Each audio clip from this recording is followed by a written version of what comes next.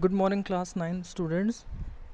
Today we are going to start new chapter and new book, that is geography, and the chapter number is chapter 2, physical features of India. I suggest you to use latest edition of books, either 2020 or 2019, because the syllabus is cut out from the previous session, and now some chapters are not to be included in your course. So I prefer to use 2019 edition or 2020 edition. Okay, uh, because many other topics are also in the mid of the chapter or in the middle of the chapter is changed also, and some are added also. So this is a suggestion for you. Kindly use latest edition of books. Okay, let's start. Geography, physical features of India. Okay, in the previous chapter you know about the size, location of India and the neighboring countries of India, and also the island, the Tropic of Cancer, and some basic knowledge about our country. So, what kind of terrain do you live in? If you live in plains, familiar with the vast stretches of plain land, आप जैसे plain area में रह रहे हैं तो फिर वहाँ का जो लैंड पैटर्न है वो कैसा है। अगर आप हिल एरिया में रह रहे हैं तो वहाँ का मतलब पैटर्न कैसा है, और आप माउंटेन और वैली एरिया में रह रहे हैं तो कुछ कॉमन फीचर्स भी होंगे। तो मतलब इस तरह से जब बात करते हैं तो ऐसे कई सारे फीचर्स हमारे सामने आ जाते हैं। जैसे आप बात करें, our country has particularly all major physical features of the earth. अगर हम पूरे मतलब वर्ल्ड की बात करें तो इंडिया में सारे ही लैंड पैटर्न पाए जाते हैं जो दुनिया में कहीं भी होंगे, चाहे वो वेट लैंड हो, हिली एरियाज़ हो, माउंटेनस हो, ग्लेशियर लैंड हो, डेजर्ट हो, कोस्टल एरियाज़ हो, प्लेन एरिया हो, प्लेट्यू रीजन हो, एनीबडी जो भी मतलब पूरे वर्ल्ड में जिस तरह के फीचर्स होते हैं, पूरे अर्थ पर जिस तरह के हैं वो सारे हैं। That is mountains, plain, deserts, plateau, island, everything is every pattern of land pattern is available in India. Okay, the land of India displays great physical variation. अगर इंडिया की बात करें तो बहुत वेरिएशंस हैं यहाँ पे, बहुत अलग अलग ज़मीन है यहाँ पे। जो अगर जियोलॉजिकली मतलब मिट्टी के ढंग से अगर बात करें, जियोलॉजी का अलग सब्जेक्ट है, जियोग्राफी का अलग सब्जेक्ट है। जियोग्राफी में हम जो सरफेस के ऊपर की चीज़ें उनके बारे में स्टडी करते हैं, जियोलॉजी में हम सिर्फ और सिर्फ मिट्टी और अर्थ क्रस्ट इन सब चीज़ों के बारे में बात कर रहे हैं। The peninsular plateau constitutes one of the ancient land masses on the earth surface. अपने अगर पेनिनसुलर प्लेट्यू की हम बात करें, जिससे आप डेक्कन प्लेट्यू या फिर ये जो सतपुड़ा रेंज है, ये सब प्लेट्यू रीजन है। डेक्कन से लेके विंध्याचल है, सतपुड़ा है, छोटा नागपुर प्लेट्यू है, ये इन चीज़ों को भी आप पढ़ेंगे। ये दुनिया के सबसे ओल्डेस्ट पार्ट में से एक है। It was suppose to be one of the most stable land blocks. जितनी भी सबसे स्टेबल चीज़ें हैं, स्थिर चीज़ें हैं दुनिया में, उनमें सबसे बड़े ब्लॉक्स में से ट्रायंगुलर शेप में इंडिया में है। The Himalayas and the northern plains are most recent land form. कहते हैं कि जो हिमालय है वो दुनिया का सबसे न्यू बिल्ड माउंटेन है। मतलब है तो लाखों साल पुराना, बट जो और भी है माउंटेन, जैसे एंडीज सबसे पुराना है, अरावली उससे भी पुराना है। तो उन सब की अगर बात करें अकॉर्डिंग टू टाइम पीरियड, तो हिमालय सबसे न्यू है। और हिमालय की जो रिवर्स है उनसे नॉर्दर्न प्लेन बना है। इसलिए ये दोनों ही पैटर्न जो हैं वो आपके सबसे रिसेंट जो नए पैटर्न हैं उनमें से बने हुए हैं।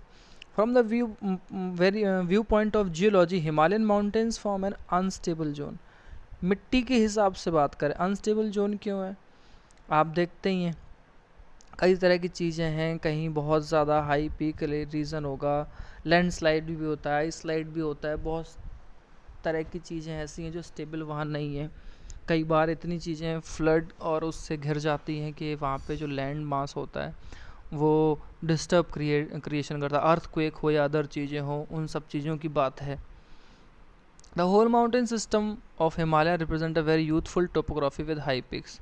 यूथफुल टोपोग्राफी क्योंकि हिमालय आप जानते हैं सबसे न्यू है, तो उसकी टोपोग्राफी है, यानी कि उसकी बनावट, उसकी मिट्टी, उसकी ऊंचाई नीचाई, वहाँ की हवा पानी, इन सब चीज़ों की हम बात करें तो वहाँ हाई पीक्स भी हैं, डीप वैली भी हैं, गहरी घाटियाँ हैं, बहुत बहती हुई तेज़ बहती हुई नदियाँ भी हैं। नॉर्दर्न प्लेन जो फॉर्म्ड होता है वो इन्हीं जो फ्लोइंग रिवर्स बहती हुई आती हैं, इनसे एलुवियल डिपॉजिट की वजह से ही नॉर्दर्न प्लेन्स का हुआ है, जो कि हरियाणा से लेके पंजाब, यूपी और बिहार, वेस्ट बंगाल तक चले जाएं, वो सारे नॉर्दर्न प्लेन्स में ही आते हैं, क्योंकि यहाँ पे बेटा हिली एरिया है नहीं।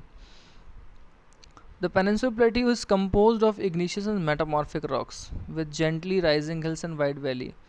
पेनिनसुला प्लेटू की अगर बात करेंगे हम तो वो थोड़ी थोड़ी ऊंची पहाड़ियाँ भी मिलेंगी, बहुत चौड़ी आपको घाटियाँ मिलेंगी, नदियों का जो एरिया होगा जहाँ से नदी होती हुई गुजरती है, वहाँ घाटियाँ आपको चौड़ाई में बहुत ज़्यादा मिलेंगी, तो वहाँ बहुत बड़े बड़े शहर भी बसे हुए हैं। अच्छा, सबसे अच्छी बात आती है कि एक क्वेश्चन जैसे इस तरह से आया, पेनिनसुला प्लेटू किस चीज़ से बना हुआ है, तो उसमें लाइन आती है, the peninsula प्लेटू is composed of igneous and metamorphic rocks. ये आपका जो क्वेश्चन अगर कभी पूछा जाए, the from which rocks peninsula plateau is composed of, the answer is the peninsula plateau is composed igneous and metamorphic rocks, ये उसका यहाँ से आपका आंसर होगा। ओके, मेजर डेमोग्राफिक डिविजन्स, अब इन्हीं चीज़ों के बारे में हम बात करेंगे कि मेजर फिजिकल जो डेमोग्राफीज हैं उनको किस तरीके से ग्रुप किया हुआ है। देखिए, छोटा क्वेश्चन अगर पूछने को आए भी, if the question raised what are the main physical demographies of India, or major physical divisions of India, that is 6 divisions. First is the Himalaya mountain, we talked from north, the northern plains, the peninsular plateau, the Indian desert, the coastal plain, the island, and these 6 are also divided into subcategories, like Himalaya mountain is also had 2 or 3 parts. Northern plains also the river system, different river system in north and east and south. In Peninsula Plateau, that is Chota Nagpur Plateau, Deccan Plateau, and Vindhyachal, Satpura Range. Indian desert in Rajasthan, and coastal plains in west coast and east coast. That is very large, and the island system, island pattern, that is Lakshadweep in Arabian Sea and Bay of Bengal, in the Bay of Bengal, the Andaman Nicobar Island. So these are the basic summary. Let's talk about the Himalaya mountain first. The first great features of Indian demography, physical demography, the Himalaya mountains. The Himalaya geologically young and structurally fold mountain. ये मैंने आपको पहले ही बताया, अगर मिट्टी के हिसाब से बनावट की बात करें तो सबसे यंग है, और स्ट्रक्चरली फोल्ड माउंटेन मतलब हर चीज़ उससे क्या कहते हैं, फोल्ड का मतलब एक तरह से आप ये मानिए कुछ चीज़ें बहुत सिकुड़ी हुई होती हैं ताकि उनकी जो हाइट होती है पीक्स की बहुत हाई चली जाती है, और वो स्ट्रेच है नॉर्दर्न बॉर्डर ऑफ इंडिया पे, पूरा एक इस तरह से बॉर्डर है, उस पर वो क्या कहते हैं, कि एज अ बैरियर वर्क करता है। बहुत सारे इसके होने से हमें बेनिफिट्स हैं, इस बेनिफिट्स के बारे में आप आगे अभी पढ़ेंगे। This mountains ranges in the west east direction from the Indus to the Brahmaputra. इसकी रेंज दी हुई है, वेस्ट ईस्ट से शुरू होता है ये, चाहे वो कश्मीर की आप बात करें और रीजन से बात करें, इंडस से होते हुए, क्योंकि इंडस जो है वो वेस्ट में ही बहती है, और ब्रह्मपुत्र जो कि ईस्ट तक जाती है वहाँ तक। The Himalaya represent the loftiest and one of the most रग mountain barrier of the world. सबसे ज़्यादा गहरा और सबसे ज़्यादा एक्चुअली रग मीनिंग का मतलब मैं भूल रहा हूँ एक्चुअली, लेकिन इसका मतलब है उसके बहुत डिफ़िकल्ट होने से, वो सबसे बड़े बैरियर, मतलब कहा जाए कि बहुत ऊंचा भी है और बहुत गहरा भी है। बैरियर वर्ड इसलिए यूज़ हुआ है क्योंकि वो एज अ बॉर्डर वर्क करता है इंडिया, नेपाल और चाइना तिब्बत के बीच में, तो वो एक आर्क की तरह है, तो उसमें they form an arc which cover distance about 2400 kilometre. तो जो वेस्ट से ईस्ट की जो पूरी बाउंड्री है उसमें उसका जो आर्क है तो डिस्टेंस कवर करता है 2400 किलोमीटर की। वाइड उसकी कई तरह की है, जैसे 400 किलोमीटर की वाइड है कश्मीर में, जो क्योंकि पूरा कश्मीर ही एकदम बर्फीला है। 150 किलोमीटर अरुणाचल प्रदेश में है, और ये ईस्ट में है और ये वेस्ट में। यानी कि अगर वेस्ट की बात करें 400 किलोमीटर है और ईस्ट में 150 है, तो दैट मीन्स वेस्ट से लेके जब ईस्ट की तरफ जाती है तो इसकी जो वाइडनेस है वो धीरे धीरे कम होती चली जाती है, ये उसका मीनिंग है। Okay, the altitudinal variations are greater in the eastern half than those in western half. उसमें लिखा भी है वेरिएशंस बहुत हैं एल्टीट्यूडनली भी, वो बहुत ज़्यादा हैं ईस्टर्न में, और जो वेस्टर्न में है, सॉरी ईस्टर्न में जो है वो ज़्यादा हैं जो कि वेस्टर्न में है उससे। वेरिएशंस बहुत सारे हैं। मैंने अभी आपको वाइडनेस से भी बताया, कुछ इस तरह से है। ईस्ट में जाके वो उसकी वाइडनेस कम हो जाती है, वेस्ट से होते हुए वहाँ पे वो उसकी वाइडनेस ज़्यादा है। The Himalaya consist of 3 parallel range in the it's longitudinal extent. Longitudinal किस तरह की चीज़ें हैं वो भी आप समझ लीजिए। आपको पता होगा लॉन्गिट्यूडनल इस तरह की लाइंस होती हैं, लैटिट्यूडनल कुछ इस तरह की लाइंस होती हैं। तो अगर लॉन्गिट्यूडनल की बात आप करेंगे तो वो 3 मतलब उसमें डिवाइडेड है रेंजेस में, ठीक है। हिमालय 3 पैरेलल रेंज में डिवाइडेड है। A number of valley lie between these ranges, और बहुत सारी वैली इन्हीं रेंजेस के बीच में आती हैं, जो 3 वैली हैं आपकी। The north most range is known as the great और इनर हिमालय और द हिमाद्री। अब देखिए इसके ये दो दो नेम हो गए, आपको ध्यान रखना होगा। जो सबसे नॉर्थ में है यानी कि 3 है, एक इस तरह से है, एक इस तरह से है, एक इस तरह से, ये सबसे नॉर्थ में है। फिर ये मिडिल में है, या फिर आप उसको बिटवीन द टू, और ये सबसे साउथ वाली है, नॉर्थ साउथ के बीच वाली, इसको मिडिल भी कह सकते हैं, इसको नॉर्थ और फर्स्ट कहते हैं, इसको लास्ट जो साउथ में है वो कहते हैं। तो जो फर्स्ट है रेंज वो हिमाद्री है, उसको ग्रेट और इनर हिमालय भी कहते हैं। दो दो नाम की तरह है इसका नाम, ये आपको ध्यान रखना है। It is the most continuous range consisting of the loftiest peak with an average height of 6000 metre. अब ये सबसे ज़्यादा ऊंची ऊंची चोटियों वाला इलाका है। एवरेज हाइट की अगर बात करेंगे तो कोई भी नॉर्मल एवरेज हाइट की जो यहाँ पे जो चोटी है, जो पीक है, वो 6000 मीटर यानी 6 किलोमीटर ऊंचाई जैसी है। और इसी रेंज में ही आपकी ये जो कंचनजंगा है, और आपकी जो नेपाल में सबसे दुनिया की सबसे ऊंची चोटी माउंट एवरेस्ट है, K2 है, गॉडविन ऑस्टिन है, नंदा देवी है, वो सारी, it contains all prominent Himalayan peaks. तो वो हिमाद्री जो ग्रेट हिमालय वाला रीजन है उसमें दुनिया की सबसे ऊंची जो भी पीक्स हैं वो इसी रीजन में आती हैं। ओके, ये आप देख सकते हैं मैप के जरिए अगर आप इसे समझें। ये पामीर नॉट है, यानी ये पामीर का पठार भी है, ये कुनलुन है माउंटेन्स, ये हिंदू कुश है, ये पार्ट इस तरह से हैं। फिर ये काराकोरम है, ये जास्कर है, ये शिवालिक है, कैलाश रेंज है, और ये इस तरह से यहाँ से शुरू होता है। तो पूरा कश्मीर आप देख रहे हैं पूरा इस तरह से पर्वत घाटी से और हिमालयन रिवर से घिरा हुआ है। एक इधर अपना अलग रेंज है, तो यहीं से इंडस नदी यहाँ से निकल के बहती है। नंगा पर्वत, राकपशी, ये K2 जो ये आपकी माउंटेन रेंज है वो यहाँ इतनी, ये 7788 है। K2 की अलग है, नंगा पर्वत की अलग है, ये इस तरह की उनकी ऊंचाइयाँ दी हुई हैं। तो आप देख सकते हैं ये इस तरह से फैला हुआ है। और ये कैलाश रेंज है, मानसरोवर लेक है, और ये नंदा देवी, ये धौलागिरी, ये अन्नपूर्णा, ये आपका माउंट एवरेस्ट है, ठीक है। और ये आपका कंचनजंगा है, और एक और है नामचा बारवा, एक ये है। तो कहने का मतलब वेस्ट की तरफ से आता है, इधर ईस्ट की तरफ चलता चला जाता है। 3 रेंज है, पहला ये, फिर दूसरा ये, फिर तीसरा ये, सबसे नीचे वाला। बहुत सारी नदियाँ बह रही हैं, और ये ऐसे होने के बाद ईस्ट में साउथ की तरफ ज़रूर मुड़ता है, ये नागा हिल्स की तरफ, हिमालय, और ये गारो खासी जनता की पहाड़ियाँ हैं। तो वेस्ट से होते हुए स्ट्रेच करता है ईस्ट की तरफ, और साउथ की तरफ जो है मतलब मुड़ जाता है नागा हिल्स की तरफ। ये यमुना हो, गंगा हो, रिवर सतलुज, झेलम, ये गंडक, घाघरा, कोसी, कोई भी नदियाँ ये सब हिमालय से निकलती हैं। और ये जो आपके ब्रह्मपुत्र रिवर है ना, ब्रह्मपुत्र रिवर की बात करें तो ये बांग्लादेश में बहती है, ये इंडिया में एंटर करती है, उससे पहले इसका नाम सांगपो रिवर होता है, सांगपो। लेकिन ये इसको वहाँ पे उस भाषा में बात करते हैं क्योंकि मानसरोवर झील से निकलती है ये नदी यहाँ से। और ये ब्रह्मपुत्र में अरुणाचल में एंटर करके असम से होते हुए यहाँ बहती है और इस टाइम सबसे ज़्यादा तबाही भी लाती है। कोशी रिवर है, ये बिहार से निकलती है बंगाल तक, ये भी बहुत ज़्यादा भयानक बाढ़ लाती है। ये घाघरा रिवर है, गंडक है, ये भी बहुत भयंकर बाढ़ लाती हैं। तो जो नदियों वाला पूरा रीजन हो गया, अब आप देख रहे हैं पूरा रीजन, इसमें हरियाणा, यूपी तो पूरा मेनली घिरा ही हुआ है सारी अच्छी नदियों से। बिहार है, बंगाल है, तो यहाँ पानी की कमी नहीं है, इसलिए यहाँ खेती सबसे ज़्यादा होती है। आप पाकिस्तान की जब बात करेंगे, ये सुलेमान रेंज है यहाँ पे। तो पाकिस्तान में सतलज, रावी, झेलम, इंडस, ये इंडिया से ये पांचों नदियाँ यहाँ से जाने के बाद ये यहाँ बहती हैं, पाकिस्तान में चली जाती हैं और सारी नदियाँ मिलके फिर सिंधु एक हो जाती है और फिर बाद में फिर डिवाइड होती है।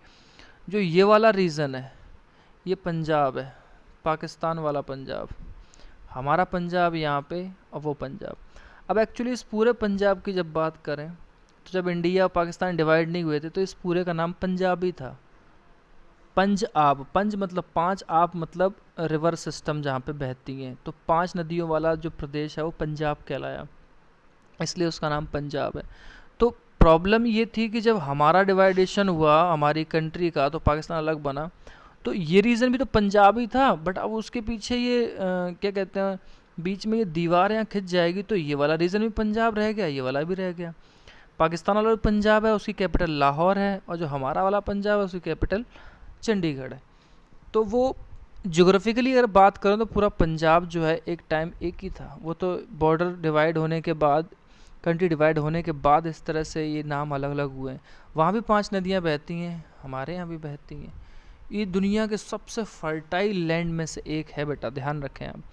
जब इंडिया पाकिस्तान का डिवाइड हुआ था तो 60% से ज़्यादा हिस्सा लगभग पाकिस्तान के पास गया था और हमारे पास 40% था, जो इतना सा है। और ये इस तरह से वहाँ पे सबसे ज़्यादा खेती वहाँ होती है पाकिस्तान में।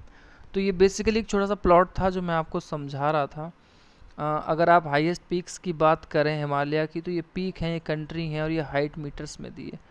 तो आप देखेंगे कि नेपाल में है माउंट एवरेस्ट, दुनिया की सबसे ऊंची चोटी, फिर कंचनजंगा इंडिया में है, तो इंडिया की सबसे ऊंची जो पीक है वो कंचनजंगा हुई। फिर मकालू, धौलागिरी भी नेपाल में है, नंगा पर्वत इंडिया में है, अन्नपूर्णा नेपाल में है, नंदा देवी, कामेट, नामचा बारवा और गुरला मादाता ये नेपाल में। इंडिया की बात करें तो 1 2 3 4 5, 5 इंडिया में है और 5 ही आई थिंक नेपाल में है। 1 2 3 4 5। तो टॉप 10 की अगर बात करें तो 50-50 का रेशियो है, यानी 50% इंडिया में है पीक्स माउंटेन हाईएस्ट और 50% नेपाल में है। बट नेपाल में फर्स्ट दुनिया की हाईएस्ट है, सेकंड जो हाईएस्ट है वो इंडिया में है। ओके, कंचनजंगा सिक्किम में है आई थिंक, देख लीजिए आप लोग, यहाँ देख सकते हैं कंचनजंगा ये है, ये सिक्किम में है यहाँ पे।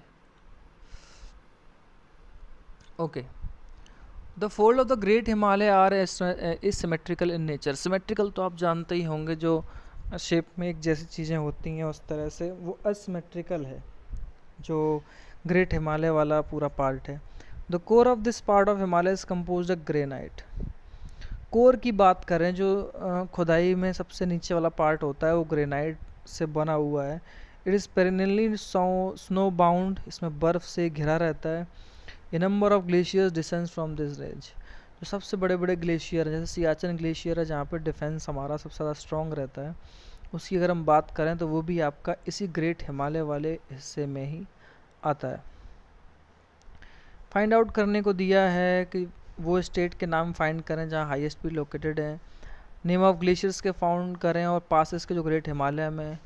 बहुत इजी है, अगर आप मैप में जाओगे तो मैप में ये शिपकी ला, बारालाचा ला करके जितनी भी जगह दी हैं, ये आपके ये बोमला, ये पास हैं बेटा, आपके ध्यान रखना। पास मतलब वो इलाके, इनसे होते हुए आप अदर कंट्रीज में जा सकते हैं।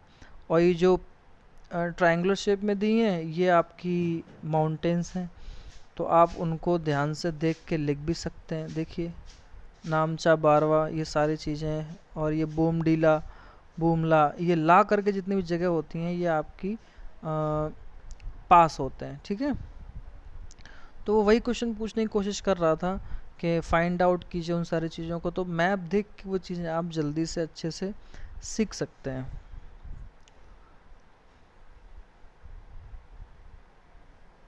ओके, फिर हम थोड़ा सा आगे की तरफ बढ़ते हैं। फिर लिखा है the range lying to the south of the Himadri. अब हिमाद्री क्या है? ग्रेट हिमालय ही तो है हिमाद्री।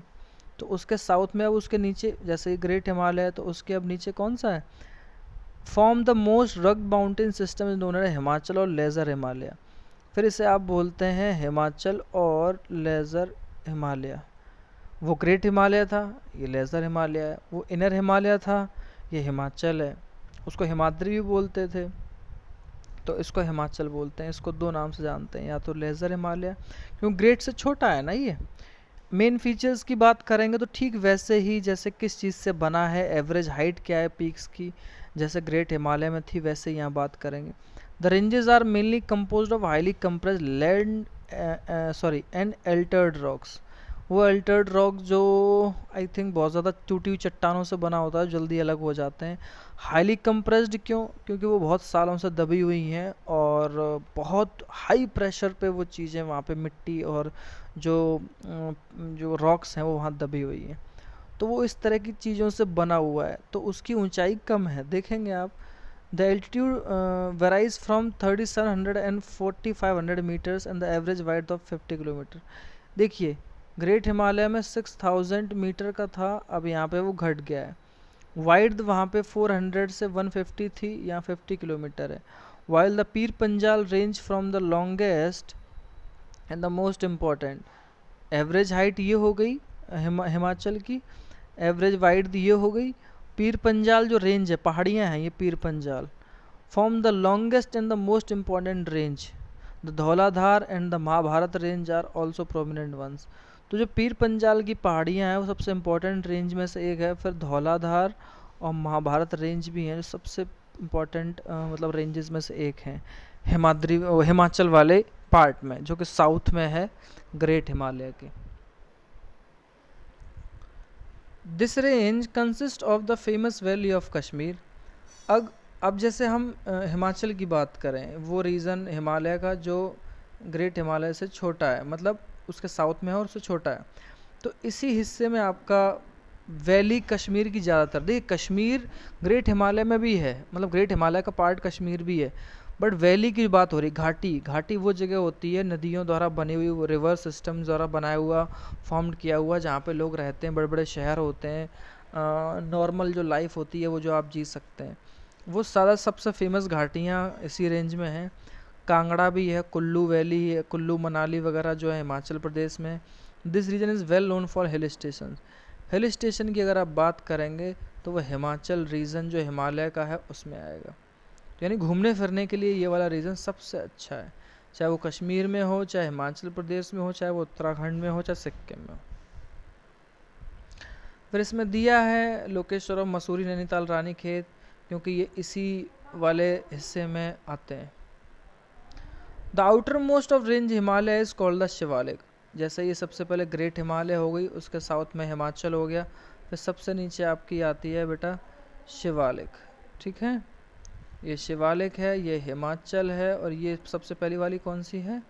हिमाद्री, या जिसको इनर हिमालय और ग्रेट हिमालय बोलते हैं। तीन इस तरह से पैरेलल रेंज हैं, उनमें ही आप उनकी एवरेज हाइट, उनकी वाइड और जो मेन रीज़न है उनके बारे में आप पढ़ रहे हैं।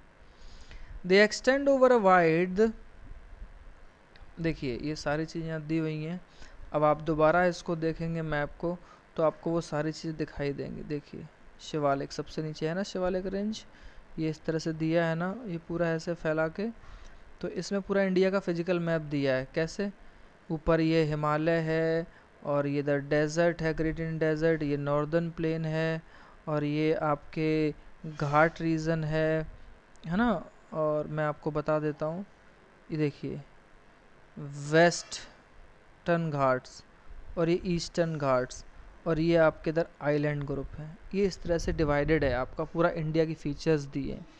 मैप जितना अच्छे से देखेंगे तो आप पाएंगे कि आप हर एक चीज़ पता कर पा रहे। डेक्कन प्लेट्यू जिससे आप वो पेनिनसुलर प्लेट्यू बोलते हैं, तो उसमें सतपुड़ा रेंज, विंध्य रेंज, छोटा नागपुर प्लेट्यू, छत्तीसगढ़, बघेलखंड, बुंदेलखंड, ये कुछ इस तरह की चीज़ें भी आएंगी। अरावली रेंज के बारे में, गारो खासी, जयंतिया, और ये महेंद्रगिरी जो नॉर्थ में सबसे ऊंची चोटी का नाम है वो है।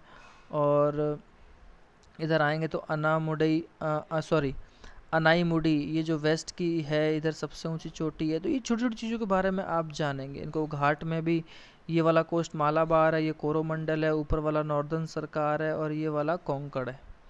ये डिवाइड है, ये हम आपको अच्छे से समझाएंगे। लेकिन आप कोशिश करें कि आप मैप को देखें, लुक इनटू मैप, आप एनालाइज करें मैप को।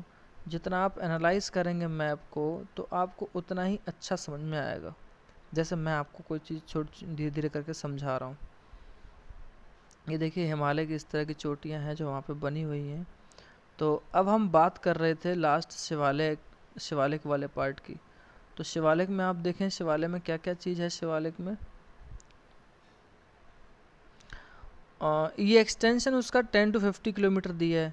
देखिए 400 से स्टार्ट हुआ था ना ग्रेट हिमालय में, फिर वो आ गया था 100 और 150 पे, उसके बाद 50 पे आ गया था, अब ये 10 to 50 के बीच में आ गया, यानी 10 किलोमीटर से लेकर 50 के बीच में यहाँ पे शिवालिक रेंज में जो आपकी पीक्स हैं, जो वहाँ पे उसका वेरिएशन है वो।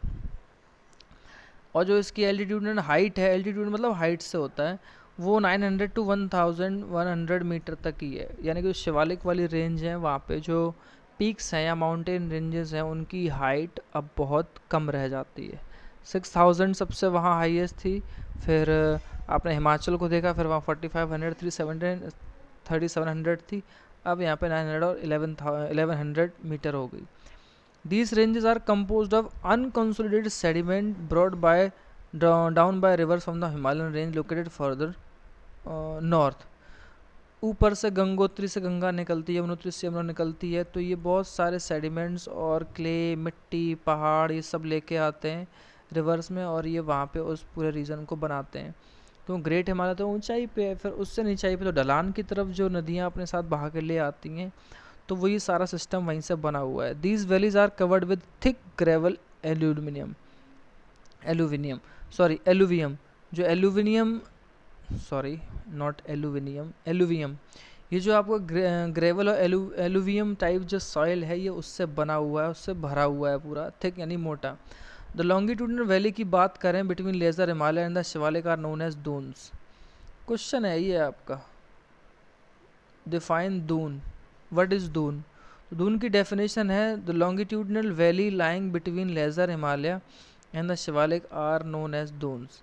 Dehradun, Kotli Doon and Patli Doon are some of the well known Duns.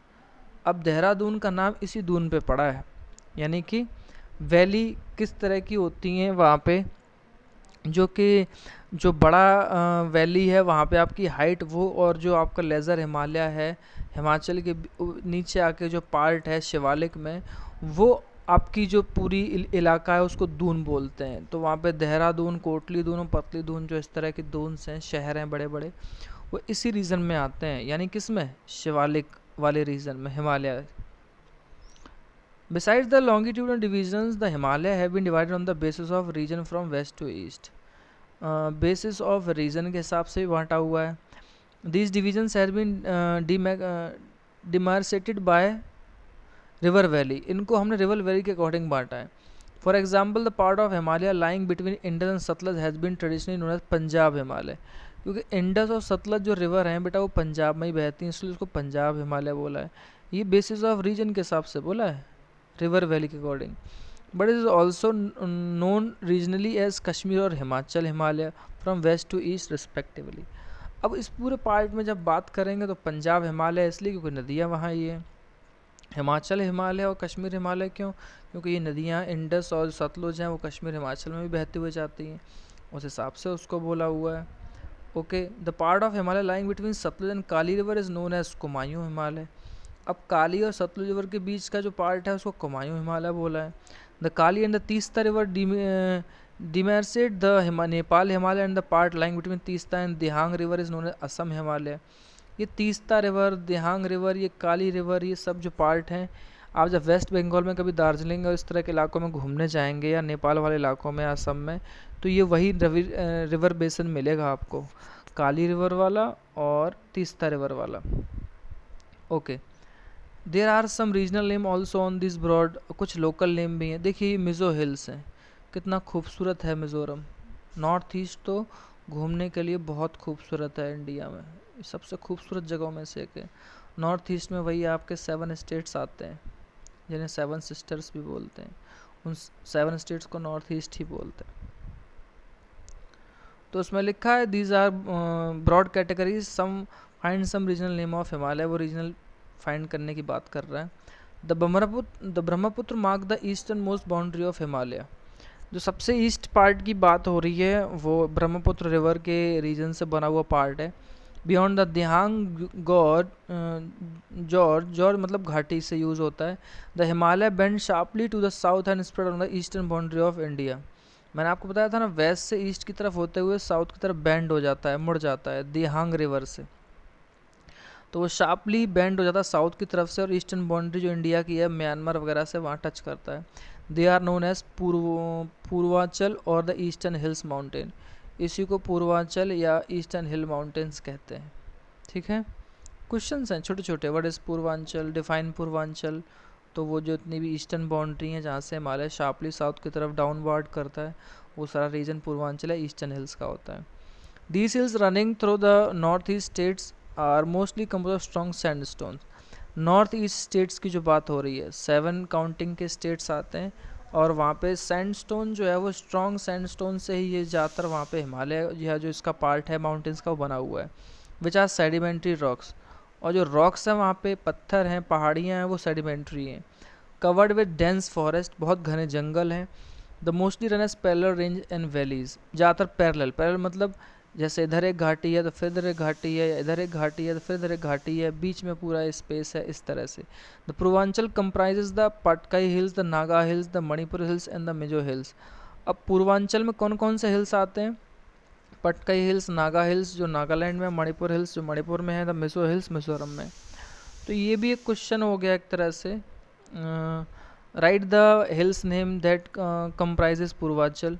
Purvanchal में जो भी हिल्स एग्जिस्ट करते हैं उनके नेम हैं, तो ये उसका यहाँ से आपको आंसर लिखना है।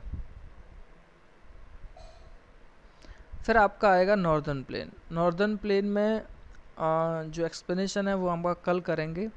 आज के लिए आप सिर्फ इतना ही रखिए, अच्छे से पढ़िएगा, और क्वेश्चन आंसर्स अब हम इसके स्टार्ट करवा देंगे और आपको होमवर्क भेज दिया जाएगा। Thank you, have a nice day.